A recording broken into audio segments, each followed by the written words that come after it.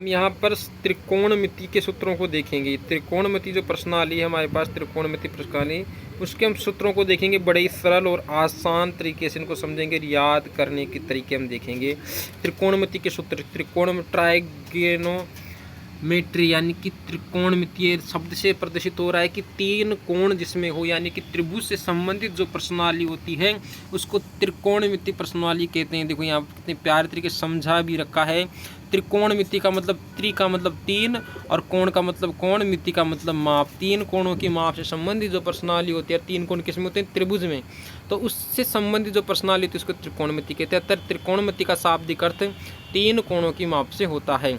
अब देखो त्रिभुज दे रखा है तो सबसे पहले लंब किसे कहेंगे, कर्ण किसे कहेंगे, आधार किसे कहेंगे, इसका निर्धारण कर रखा है। तो यहाँ पर हम देखेंगे कि जो 90 डिग्री का कोण होता है उसके सामने वाली भुजा कर्ण कहलाती है, तो उसको हम समकोण बोलते हैं। कर्ण को ही, कर्ण जो भुजा होती है उसको समकोण भुजा भी कहा जाता है और 90 डिग्री वाले कोण को समकोण कहा जाता है। तो समकोण त्रिभुज इसको कहा जाएगा। समकोण त्रिभुज में ही राइट एंगल ट्रायंगल।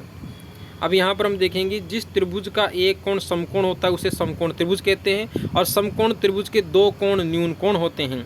ठीक है, यानी दो कोण तो 90 डिग्री से कम होते हैं। तो एक तो ये वाला कोण, ये भी न्यून कोण है, एक ये कोण, दोनों न्यून कोण है। एक कोण कितने डिग्री का होता है? 90 डिग्री का होता है। इसमें तीन कोण होते हैं, दो न्यून कोण एक समकोण। समकोण त्रिभुज के दो कोण न्यून कोण होते हैं। अब कर्ण किसे कहते हैं?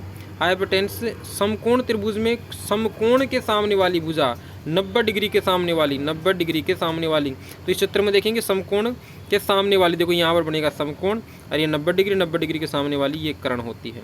तो 90 डिग्री के सामने वाली भुजा क्या कहलाती है? कर्ण कहलाती है। देखो यहाँ पर दे रखा है 90 डिग्री के सामने वाली भुजा कर्ण कहलाती है, 90 डिग्री के सामने वाली भुजा कर्ण कहलाती है। इसके बाद में कर्ण का यदि निर्धारण कर दिया जाए तो उसके बाद में हम कर्ण का निर्धारण फिर से समझ लो। समकोण त्रिभुज में समकोण के सामने वाली भुजा एक